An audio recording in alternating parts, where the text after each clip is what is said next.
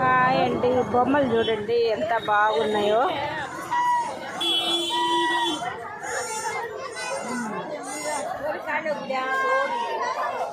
మాపేట తెప్పండి, ఇది దేవుళ్ళన్నీ వస్తారు ఈరోజు.